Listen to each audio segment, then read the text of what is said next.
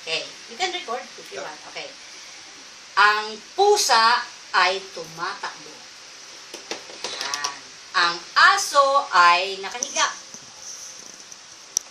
Ang baka ay nakaupo. Nakaupo. Upo. Yan. Ang pagong ay tumatakbo. Wala na to ha. Alisin natin to.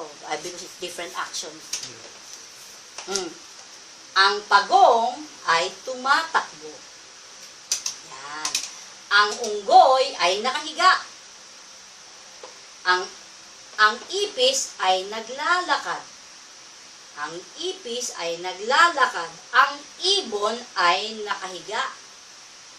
Ang ibon ay nakahiga. Ibon. Nakahiga.